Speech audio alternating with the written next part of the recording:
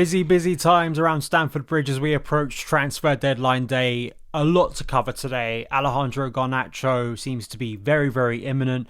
What is going on with Xavi Simons, with Spurs looking to hijack Chelsea's move? Christopher Nkunku looks to be on his way to AC Milan, and Nicolas Jackson appeared to be on his way, but maybe not because of Alexander Isak. We're going to jump into all of that. I am going to be giving you my reaction to the Champions League draw, which isn't too far away. So later today, this evening, whenever the Champions League draw wraps up, I'll be back on the show giving you my thoughts on whoever Chelsea get. We know we're at least facing Lincoln away in the League Cup. So that was one draw that has been made this week. But of course, the big one tonight, where Chelsea apparently are going to get some special kind of trophy for winning it all by UEFA, which is lovely to see. So definitely worth tuning in for that before the draw gets underway. Please like, subscribe, share this video around with friends. Check out Fresco Football if you haven't already, the new football show that I'm a part of with some great content creators. We want to get more subscribers, more people watching that show as we build it across the upcoming months this season. Let's jump into it firstly with Alejandro Garnacho. Not tons to say because we've delved into Alejandro Garnacho and the for and against of him signing a number of times. And I've said for weeks now, this is a deal that's going to get done, and it is a deal that's going to get done unless something mad happens in terms of a medical failing or something breaking down very late on. Seems now that Chelsea are going to get this deal upwards of around 40 million, so maybe a little bit less than I think even Man United probably hoped they would have been able to get for him.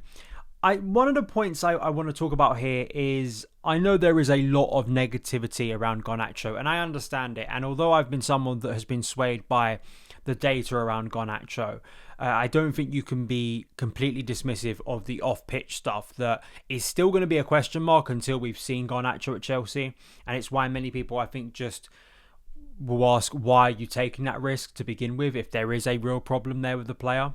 But the thing that kind of confused me in the reporting by the Telegraph is that there is a realistic market for Garnacho beyond Chelsea, and should it not work out for him in West London, with only a few exceptions, Chelsea's business is done with potential trading of the player further down the line should a transfer not work out. I tweeted about this and I just want to expand a little bit. I mean, I don't really like this thinking around transfers. I really don't. Yes, it's a real positive that Chelsea have an ability to flip players that don't work out. That's good financially, that makes sense. And Chelsea, before this ownership, during this ownership, especially this summer, have been very good at doing that. However, that doesn't mean that transfers have not been a failure. Because for me, get back to basics, get back to kind of some normality. Transfers should always, for me, the top priority of almost every transfer you make should be about improving your first team. It should be about getting players in that are going to make you a better, more successful football team, especially when you're a team as big as Chelsea with the wealth that you put in and the level you're competing at. So I don't really like it because it's effectively a bit of a cop-out from Chelsea that where if it doesn't work out, then we shouldn't really get any criticism for it. It's not really allowed because it was part of the plan anyway that he could be sold on. No, like I'm still going to sit here and judge players. If they don't work on the pitch, if they're gone within 12 months, I don't see that as a success. Yes, we got great money for Joao Felix. We've got decent money for Renato Vega. We got decent money for Kieran Trippier. But all three of those players were not good signings for Chelsea when we saw them at the club because I judged them what they do on the pitch. And I think a lot of you as fans will do so as well. So I just want to make that point. But I'm going to judge Alejandro Garnacho based on how he improves Chelsea or does not improve Chelsea on the pitch. And that is the case for every single player we sign. That is my main goal and main kind of focus. And yes, there is a financial reality to this, but I think in terms of football logic and football analysis, like I'm not going to be sitting here after terrible performances by a player, and if I think a player's really underperformed, and go, well, he probably still has a good market for him. That's not what we're doing around here. So Garnacho will come in. He has to prove himself, and I think that there will be a lot of people fearful of the repercussions of signing Garnacho. It's not an insane fee, and I would suggest up in the cards on the podcast feed, also on my Substack, we did an extensive look at Garnacho.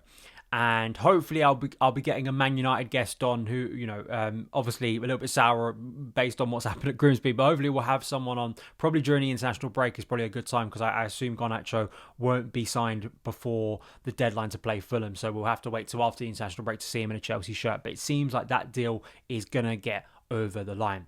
So let's talk about Nicolas Jackson quickly. It seemed like Jackson was on his way to Bayern Munich in a loan, which was not surprising in terms of like Bayern because they'd been linked before, but that seemed to be basically almost done, and even his own agent publicly was saying as much. But now it's been reported by Matt Law that Chelsea are reluctant to offload Jackson until the Isak saga is over. And effectively, like, it's this domino thing we talk about a lot in football transfers, where they're awaiting things to happen. And I can understand from the club point of view why they're doing this, because if Isak leaves for Liverpool in the next couple of days, there then becomes a massive wad of cash in Newcastle's already hefty bank balance that they're going to target another striker. And because they can't get Strand Larsen, they've missed out on other targets like João Pedro to Chelsea, Hugo Ekitike, of course, to Liverpool. Jackson suddenly becomes, I think, probably their top target. And you could potentially offload Jackson for a humongous fee, or at least a hefty fee, or something that Chelsea would be happy to sell, and Newcastle in a desperate place to replace Isak before deadline. If you're the player, I think you're a little bit frustrated, because what if that deal doesn't come to fruition? Yes, there seems to be an understanding that maybe a compromise is found between Newcastle and Liverpool, but that is out of Chelsea's hands, that is out of Nicolas Jackson's hands. And I think you are playing with fire a little bit there. Now, I would like to think if the worst happens from the club perspective and the player perspective and a deal doesn't come to fruition, Jackson, it's not a Garnacho situation. It's not other situations where we see where, like an Isak situation, where there's no return with the player. No, I think Jackson can be reintegrated, and I think some of us, honestly, including me, would be intrigued to see what that would look like, because I think it would give Chelsea stronger options in attack. But yeah, we'll see how that develops. The other big one is Xavi Simons. Now, it seemed like Xavi Simons, it was just a case of Chelsea selling players, and specifically Nkunku. Nkunku is now on his way to AC Milan for a fee of 42 million. Now, I'll get to Nkunku because there's a little bit to say about him, kind of as an exit sort of piece about him before he leaves Chelsea permanently, which is basically done now. In terms of Simons, it was always linked to Nkunku that once Nkunku leaves, Simons, that deal's already in place, it's going to happen. But now, and it's been said in the past like 24 hours, and now it's apparently there's even an offer going in from Spurs at the time of recording, that Spurs are looking to rival Chelsea for Simons. Apparently, Simons is in London and he's awaiting a move to happen. And it's kind of seemed like with the Garnacho interest, that really ramping up, that Chelsea maybe have called on Xavi Simons. I hope not. I think it'd be a really shame to lose this player to Spurs, and specifically I think for what he could add to the squad. And I think Chelsea have seemingly done a lot of groundwork, and the player himself has seemingly shown an interest and willingness to join Chelsea despite interest from other clubs, quite big clubs this summer. So maybe we're going to get the classic Spurs fumbling a deal once again, but it doesn't look great at the moment, I have to say. So we always know this, right? At this stage of the window, especially during the transfer window, you know, things that look negative in like 1 hour, in a couple of hours, look positive, and vice versa. So we'll have to factor in on that. Just to wrap up today's show, this show on transfers about Christopher Nkunku. The deal itself from David Ornstein is apparently a package of 42 million euros plus a sell-on clause that has been agreed and personal terms already in place. It's a surprise that Milan is the destination for Nkunku. I really am quite shocked given the fee that I think Chelsea were looking for. Maybe it's a little bit less than Chelsea would have got from some other clubs, but I'm happy the situation has been resolved for the player. I do feel some regret and sadness about this because, when Nkunku signed and watching Nkunku for Leipzig and then watching him at Chelsea in that first pre-season under Pochettino was really exciting. There were times I was watching him where I think this is a phenomenal talent. This is someone that I think is going to light up the Premier League. I think he's going to become Chelsea's biggest and most important player. And then he gets injured, and then Chelsea signed Cole Palmer. And I think those two things in the matter of like a month or so, in many ways, I think set the tone for Nkunku's Chelsea career, very short Chelsea career, because it's different to Havertz and Nkunku. Yes, people will throw out the Bundesliga stuff of it all, but you have to factor in that Nkunku wasn't a first choice player when he got back fit under Enzo Maresca. He was effectively a B-team player for half of last season. And yes, he did get a run of games for Maresca during Chelsea's worst period of the season, really, performance-wise. And he didn't really impress, and he had some performances that were really, really poor. But he did end his Chelsea career in a really positive way. I mean, he scored a really, really important goal in that longest match against Benfica, so he leaves as a world champion with Chelsea. He contributed, obviously, in the early stages of the Conference League. But in terms of what we hoped Nkunku would be for Chelsea, it really hasn't turned out that way. And I think it's just a shame because I think he is a big talent. But as I say, I think if Cole Palmer isn't signed, does that? I mean, where would Chelsea be without Cole Palmer? But, you do ponder whether Nkunku would have been able to take that spot as kind of that attacker that is a little bit off the centre forward. That's the problem with Nkunku. He's not a centre forward. He needed a little bit of freedom.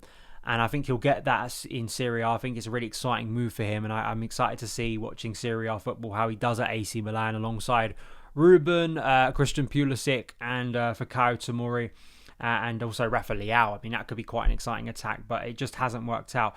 I think the intrigue now is, of course, Xavi Simons. I mean, is Simons going to be a Chelsea player? There's still talk about Fermin Lopez. We spoke about him the other day, but I mean, that seems to have cooled a little bit. Or at least there's a bit of doubt about that. Simons, we do know there is at least some distance.